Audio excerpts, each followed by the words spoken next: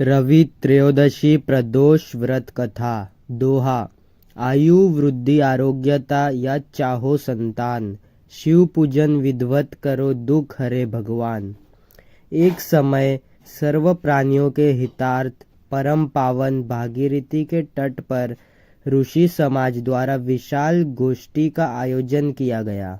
वहाँ विज्ञ महर्षियों की एकत्रित सभा में व्यास जी के परम शिष्य पुराण वेता सूत जी महाराज हरि कीर्तन करते हुए पधारे। सूत जी को देखते ही शौनकादि 88,000 ऋषि मुनियों ने खड़े होकर दंडवत प्रणाम किया।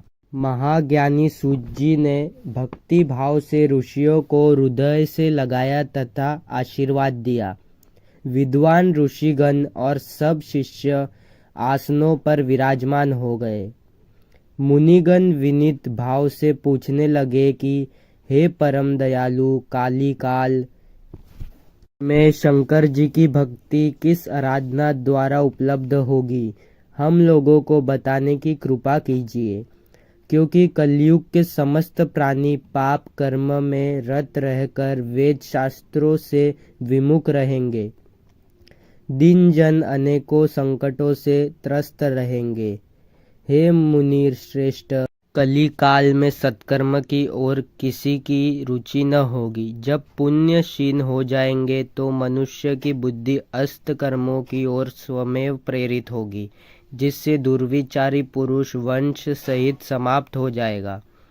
इस अखिल भूमंडल पर जो मनुष्य ज्ञानी होकर ज्ञान की शिक्षा नहीं देता, उस पर परमपिता परमेश्वर कभी प्रसन्न नहीं होते।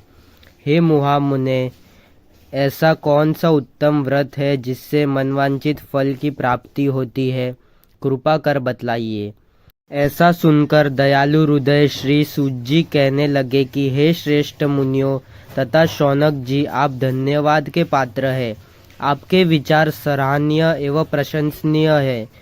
आप वैष्णव अग्रगण्य है, क्योंकि आपके हृदय में सदा पर हित की भावना रहती है।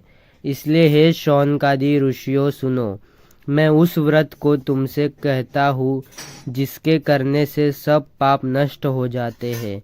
धन वृद्धि कारक, दुख विनाशक, सुख प्राप्त कराने वाला, संतान देने वाला, मनवांछित फल प्राप्ति कराने वाला यह व्रत तुमको सुनाता हूँ, जो किसी समय भगवान शंकर ने सती जी को सुनाया था, और उनसे प्राप्त यह परम श्रेष्ठ उपदेश मेरे पूज्य गुरु जी ने मुझे सुनाया था।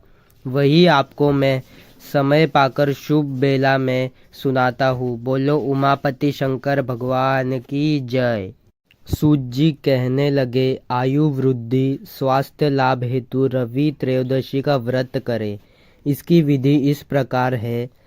प्रातः स्नान कर निराहार रहकर शिव ध्यान में मग्न हो शिव मंदिर में जाकर शंकर की पूजा करे।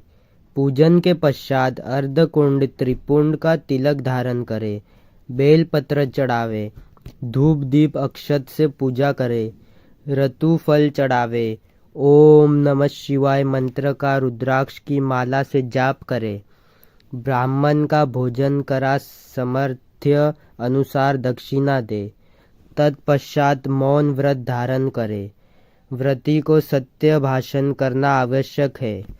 हवन आहुति भी देनी चाहिए। मंत्र ओम ह्रीं क्लीं नमः शिवाय स्वाहा से आहुति देनी चाहिए। इससे अभीष्ट फल की प्राप्ति होती है। व्रती पृथ्वी पर शयन करे, एक बार भोजन करे, इससे सर्व कार्य सिद्ध होते हैं। श्रावण मास में तो इसका विशेष महत्व है। यह सर्व सुख धन आरोग्यता देने वाला है। यह व्रत इन सब मनोरथों को पूर्ण करता है। हे ऋषिवरों, यह प्रदोष व्रत जो मैंने आपको बताया, किसी समय शंकर जी ने सती जी को और वैद्य व्यास मुनि ने मुझको सुनाया था।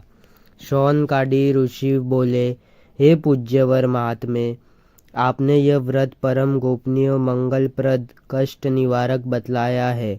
कृपया यह बताने का कष्ट करें कि यह व्रत किसने किया और उसे क्या फल प्राप्त हुआ। सूत जी बोले, हे विचारवान ज्ञानियों, आप शिव के परम भक्त हैं। आपकी भक्ति देखकर मैं व्रती पुरुषों की कथा कहता हूँ। एक ग्राम में अति दीन ब्राह्मण निवास करता था। उसकी साध्वी स्त्री प्रदोष व्रत किया करती थी। उसके घर एक ही पुत्र रत्न था। एक समय की बात है कि वह पुत्र गंगा स्नान करने के लिए गया। दुर्भाग्यवश मार्ग में चोरों ने उसे घेर लिया और कहने लगे कि हम तुझे मारेंगे, नहीं तो तू अपने पिता का गुप्त धन बतला दे। बालक दीन भाव से कहने लगा कि हे बंधुओं, हम अत्यंत दीन दुखी हैं, हमारे पास धन कहाँ है। चोर फिर कहने लगे कि तेरे पास पोटली में क्या बंधा हुआ है। बालक ने निसंकोच उत्तर दिया कि मेरी माता ने मुझे रोटी बनाकर बांध दी है। दूसरा चोर बोला कि भाई, यह तो अति दीन दुखी हृदय है, इसे छोड़िए। बालक इतनी बात सुनकर वहां से प्रस्थान करने लगा और एक नगर में पहुंचा। नगर के पास एक बरगद का पेड़ था। बालक वहां बैठ गया और थककर वृक्ष की छाया में सो गया। उस नगर के सिपाही चोरों की खोज कर रहे थे कि खोज करते करते उस बालक के पास आ गए। सिपाही बालक को भी चोर समझकर राजा के समीप ले गए। राजा ने उसे कारावास की आज्ञा दे दी। उधर बालक की माँ भगवान शंकर जी का प्रदोष व्रत कर रही थी। उसी रात्रि राजा को स्वप्न हुआ कि यह बालक चोर नहीं है। प्रातः छोड़ दो, नहीं तो आपका वैभव राज्य सब शीघ्र ही नष्ट हो जाएगा। रात्रि समाप्त होने पर राजा ने उस बालक के सारा वृत्तांत पूछा। बालक ने सारा वृत्तांत कह सुनाया। वृत्तांत सुन राजा ने सिपाही भेज बालक के माता पिता को पकड़वा कर बुला लिया। राजा ने उन्हें जब भयभीत देखा तो कहा, तुम भय मत करो, तुम्हारा बालक निर्दोष है।